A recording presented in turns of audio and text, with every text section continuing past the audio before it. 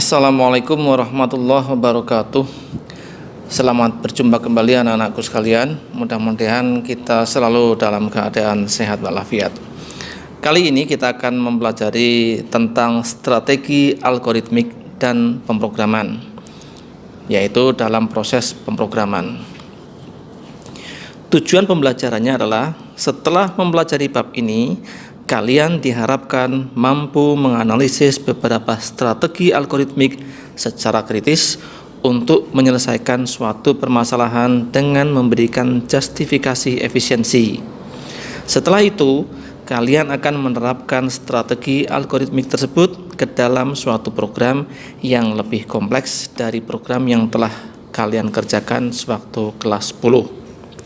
Kalian akan belajar bergotong royong dalam mengembangkan dan menguji program tersebut untuk menyelesaikan problem yang berkaitan dengan mata pelajaran lain yang telah kalian pelajari. Pertanyaannya adalah, pernahkah kalian berpikir bagaimana program yang kita gunakan dalam kehidupan sehari-hari dikembangkan? Bagaimana para pemrogram menghasilkan program yang sangat kompleks yang kalian gunakan di kehidupan sehari-hari? Bagaimana pula program tersebut dirancang dan diimplementasikan hingga dapat melayani ribuan hingga jutaan pengguna dengan efisien sehingga program tetap terasa nyaman saat digunakan? Silahkan jawab 3 pertanyaan tadi di kolom komentar setelah selesai video ini.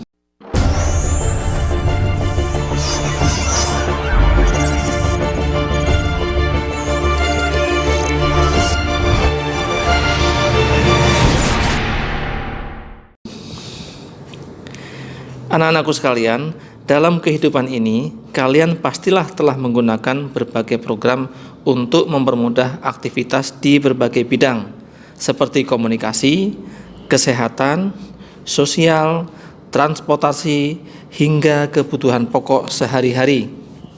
Akan tetapi, program yang bermanfaat tidak sekedar dapat dijalankan, namun bagaimana program tersebut dapat berfungsi dengan benar dan efisien sehingga dapat digunakan oleh manusia dengan nyaman. Untuk menghasilkan program demikian, diperlukan suatu kemampuan menyusun strategi algoritmik dan pemrograman. Pada kelas 11 ini, kalian akan mempelajari kegiatan yang lebih kompleks dari coding yang kita sebut sebagai pemrograman. Pemrograman menurut buku Oxford Dictionary of Computer Science adalah seluruh aktivitas teknis yang dilakukan untuk menghasilkan suatu program, termasuk analisis kebutuhan dan seluruh langkah desain dan implementasi suatu program. Program dapat menjadi solusi dari suatu permasalahan. Untuk menghasilkan program yang benar dan tepat, sehingga dapat membantu manusia dalam melakukan tugasnya, ada 4 langkah yang dilakukan pada saat melakukan pemrograman, yaitu yang pertama, menganalisis permasalahan atau analyzing. Pemrogram menganalisis suatu kebutuhan atau keadaan saat itu untuk menghasilkan definisi permasalahan yang perlu diselesaikan dengan program. Permasalahan yang dianalisis bisa berupa masalah yang baru atau penyempurnaan dari solusi yang sudah ada. Kemampuan berpikir komputasional digunakan untuk mencari abstraksi dari permasalahan yang akan diselesaikan. Permasalahan yang kompleks dapat didekomposisi ke beberapa masalah yang lebih kecil, namun masih tetap saling berkaitan. Hingga akhirnya pemrogram akan mengenali pola permasalahan tersebut sebagai sebuah variasi dari problem generik. Tahap ini menghasilkan pernyataan masalah atau problem statement yang menjelaskan masukan atau input, keluaran atau output, serta batasan-batasan atau constraint dari program yang akan dibuat. Yang kedua adalah mendesain solusi atau problem solving. Dari pernyataan masalah ini, pemrogram merencanakan strategi untuk menghasilkan keluaran berdasarkan masukan yang diterima. Pemrogram tidak harus merencanakan solusi dari awal. Mereka dapat menggunakan solusi atau potongan solusi yang sudah ada dari permasalahan yang telah diselesaikan sebelumnya. Bahkan, jika problem generik telah ditemukan, pemrogram dapat memodifikasi algoritma generik agar sesuai dengan permasalahan. Proses ini akan menghasilkan algoritma berupa narasi, pseudocode, atau diagram alir.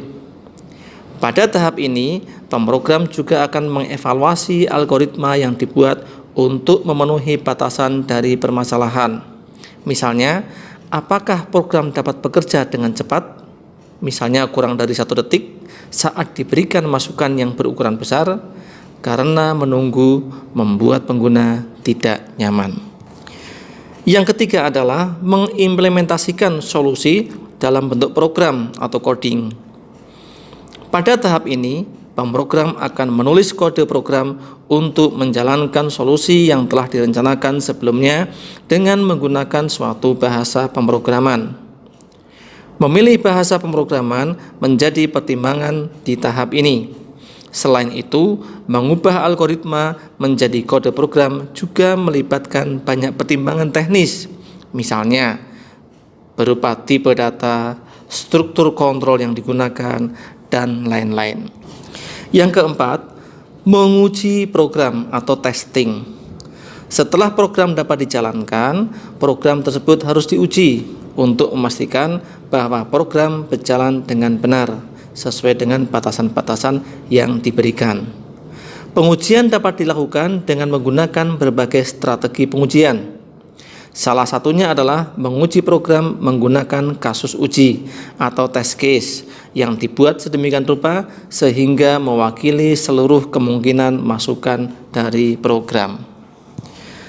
Nah, keempat tahap di atas seringkali tidak dilakukan satu kali, tapi bahkan berkali-kali sehingga membentuk suatu siklus pemrograman sebagai berikut.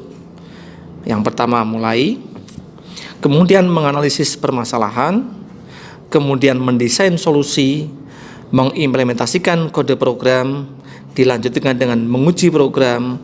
Kalau dalam pengujian itu ditemukan permasalahan, maka akan kembali dianalisis lagi permasalahannya, lalu kembali mendesain solusi, lalu mengimplementasikan kode program, lalu diuji kembali.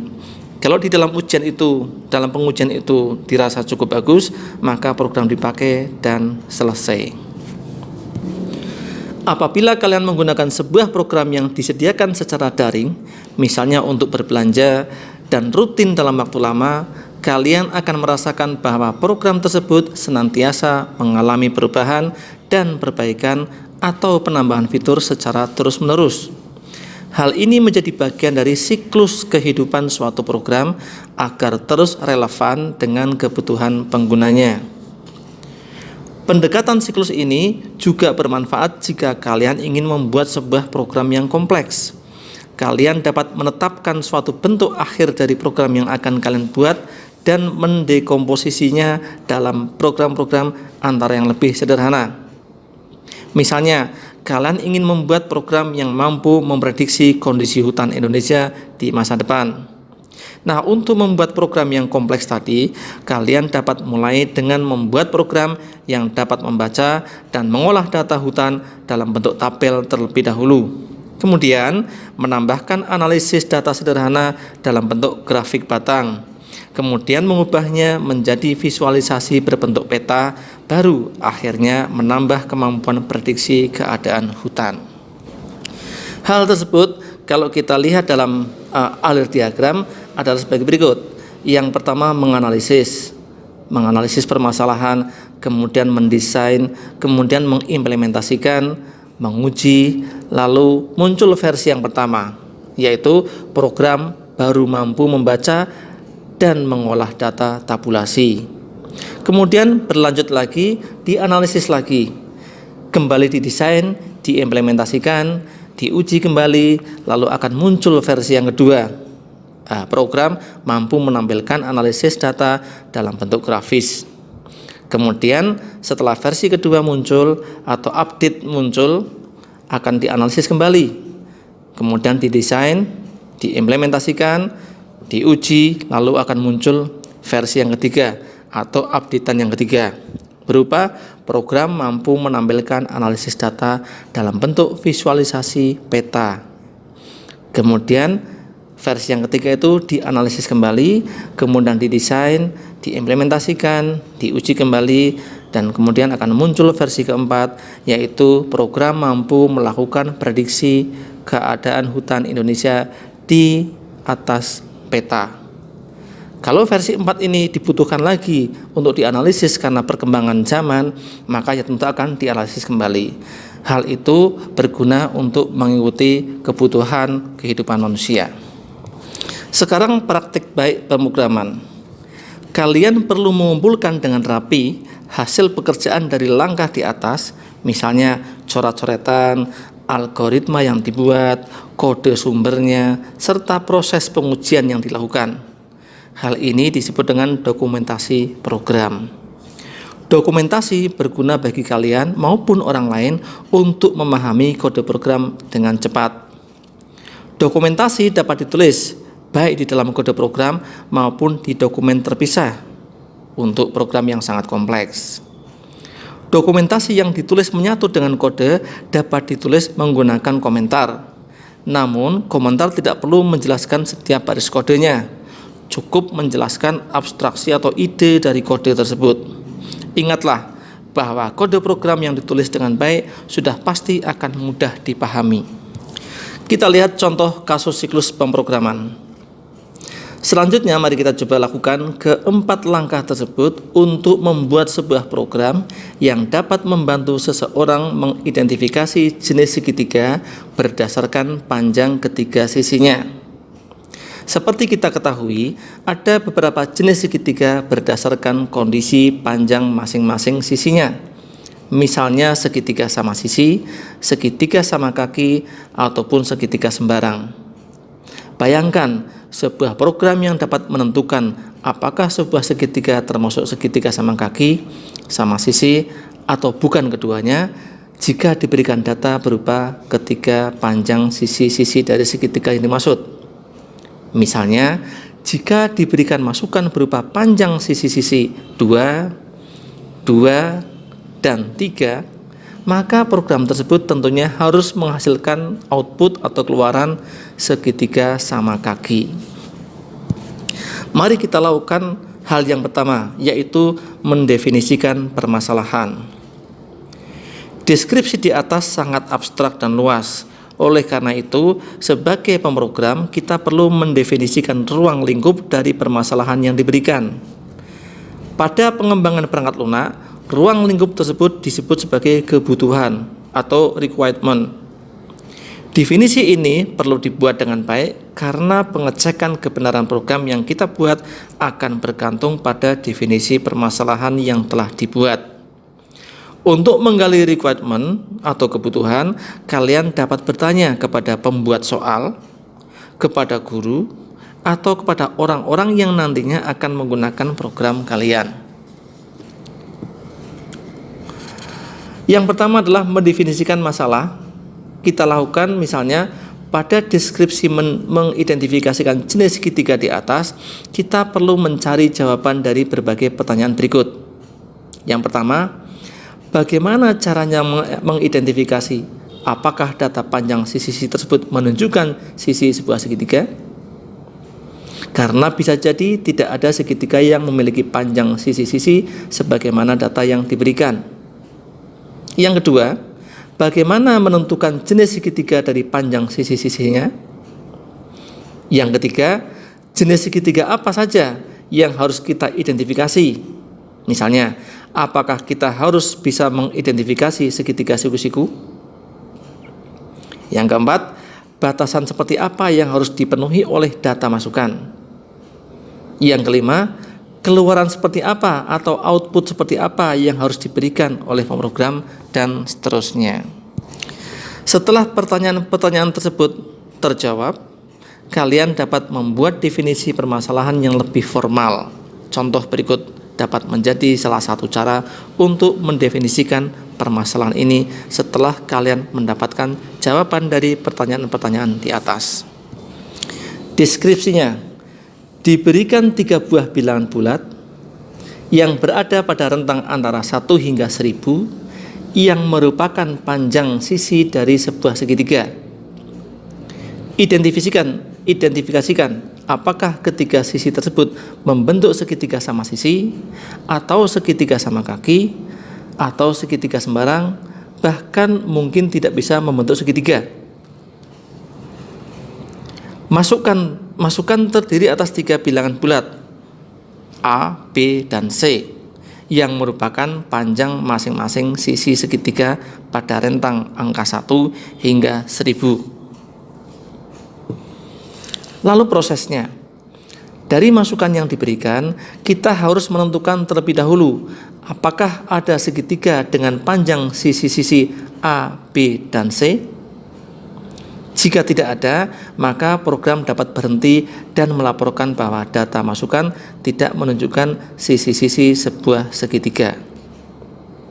Jika ternyata A, B, dan C merupakan sisi-sisi sebuah segitiga, maka program harus menentukan jenis segitiga apakah yang memiliki panjang sisi-sisi A, B, dan C tersebut. Lalu kita tentukan keluarannya. Keluaran berupa teks sebagai berikut. Segitiga sama sisi jika masukan berupa segitiga sama sisi. Segitiga sama kaki jika masukan berupa segitiga sama kaki. Segitiga sembarang jika masukan berupa segitiga sembarang. Bukan segitiga jika masukan bukan berupa segitiga. Tahap berikutnya adalah merancang solusi. Setelah definisi persoalan, masukan, proses maupun keluaran dibuat seperti di atas, selanjutnya kalian akan mencoba menyusun algoritma untuk menyelesaikan permasalahan tersebut. Pertama-tama, untuk menentukan apakah ada segitiga yang memiliki sisi-sisi dengan panjang sesuai dengan masukan, yaitu A, B, dan C, maka nilai-nilai tersebut haruslah memenuhi aturan teorema pertidaksamaan segitiga berikut. Untuk semua segitiga dengan panjang A, B, dan C, maka haruslah berlaku A plus B lebih besar dari C. Jika kita terjemahkan teorema di atas, untuk sembarang masukan A, B, dan C, kita harus memeriksa 3 buah kondisi berikut. A plus B lebih dari C, A plus C lebih dari B, dan B plus C lebih dari A. Ketiga kondisi tersebut harus terpenuhi agar A, B, dan C dapat membentuk segitiga.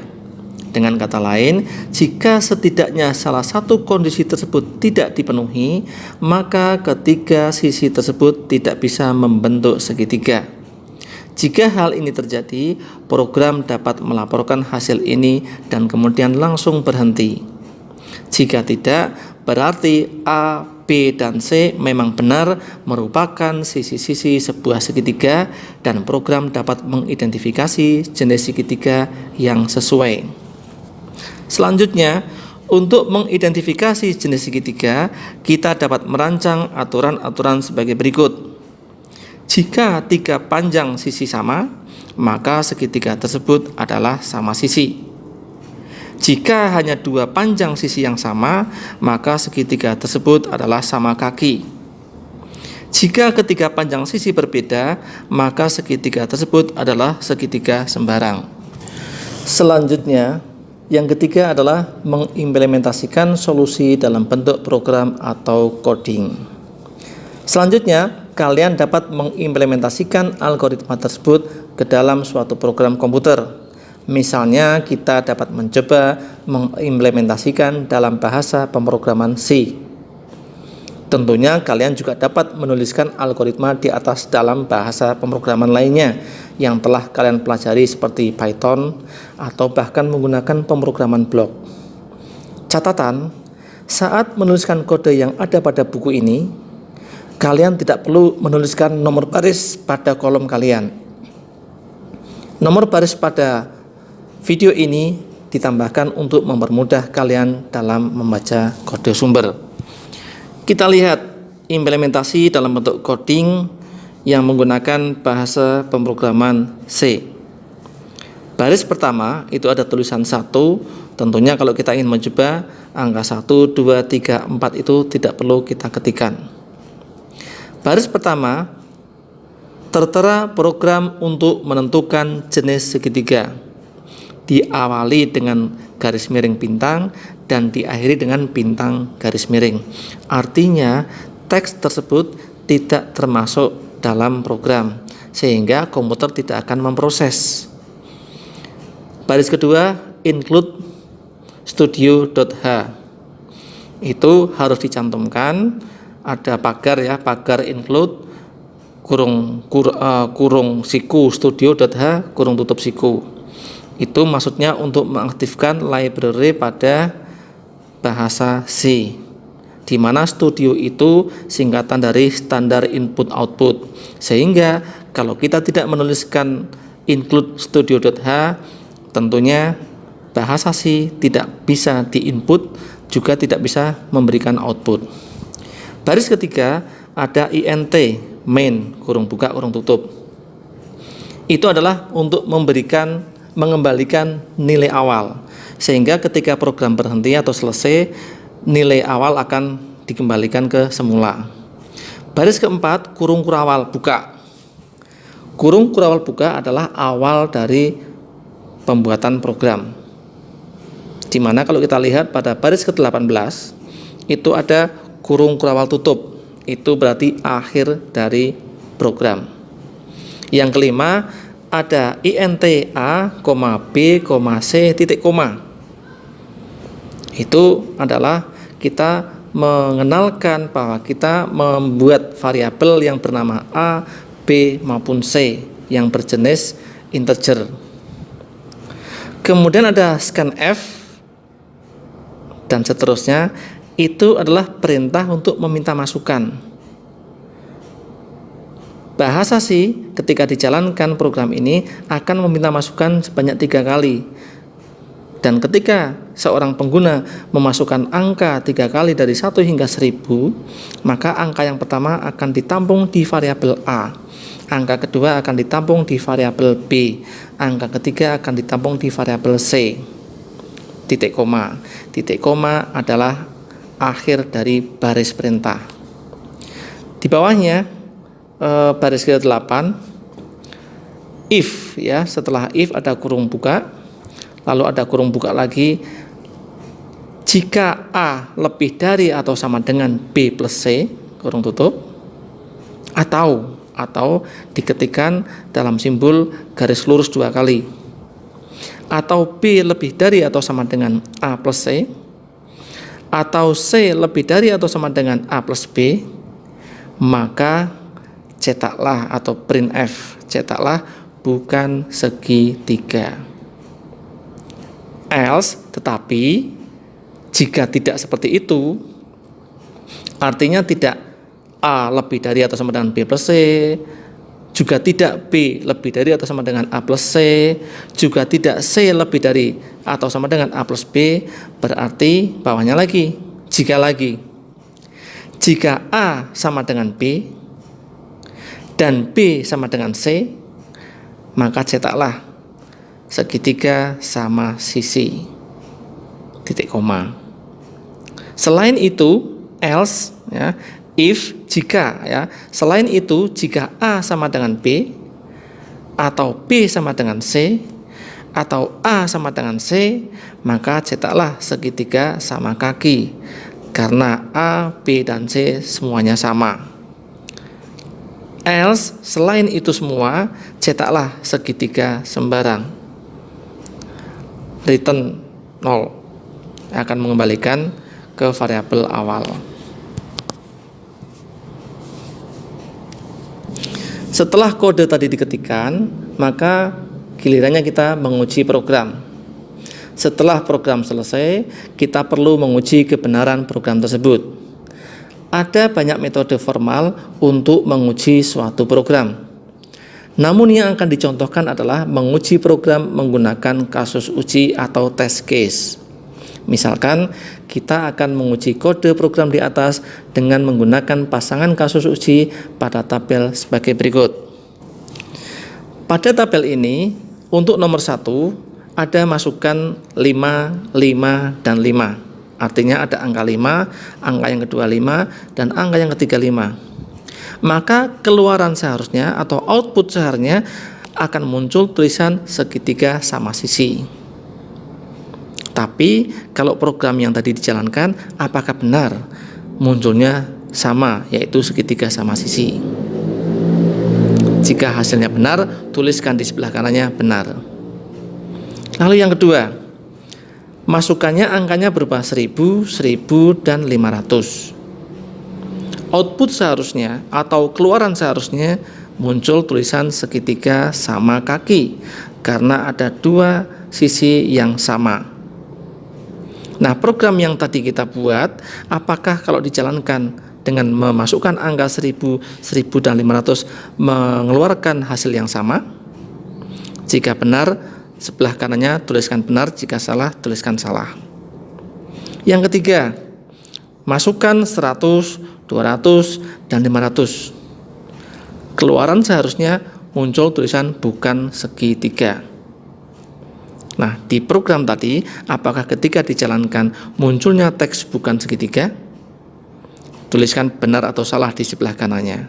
Demikian juga yang nomor 4. Jika diketikkan 100, 400, dan 200, apakah akan muncul segitiga sembarang?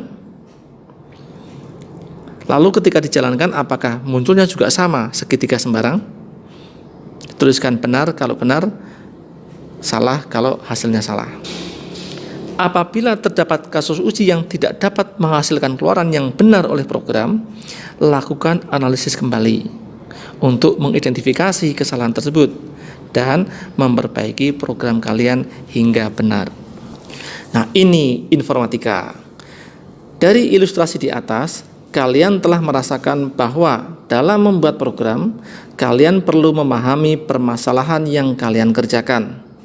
Semakin kompleks suatu permasalahan yang harus diselesaikan atau semakin banyak fitur yang harus diimplementasikan, maka program juga akan menjadi semakin kompleks dan mungkin menjadi panjang, lebih banyak instruksinya. Oleh karena itu, tim yang membuat program akan terdiri atas banyak orang dengan keahlian dan spesialisasi yang berbeda-beda. Di antara mereka juga ada orang-orang yang ahli dan paham dengan permasalahan yang diselesaikan. Ayo berlatih. Pada bagian ini telah dijelaskan bahwa suatu program dikembangkan setahap demi setahap dalam suatu siklus. Hal ini juga berlaku pada program, baik berbentuk aplikasi atau web yang kalian gunakan. Sekarang, pilihlah satu aplikasi atau web yang sering kalian gunakan, kemudian buatlah infografis lini masa atau timeline sederhana yang menunjukkan proses perubahan program seiring dengan berjalannya waktu. Kalian dapat melakukan pencarian untuk menemukan versi lama dari program. Untuk web, kalian dapat menggunakan aplikasi web seperti web.archive.org yang dapat menyimpan versi lama dari web secara periodik. Ayo kita renungkan. Setelah selesai melakukan aktivitas tersebut, jawablah pertanyaan berikut ini dalam lembar refleksi. Yang pertama, apakah kalian telah memahami setiap proses dalam pemrograman? Yang kedua, tahap apa yang menurut kalian paling menarik untuk dilakukan? Yang ketiga, tahap apa yang menurut kalian paling sulit dilakukan? Dan yang keempat, pelajaran paling berkesan apa yang kalian dapatkan dari latihan ini? Selamat belajar.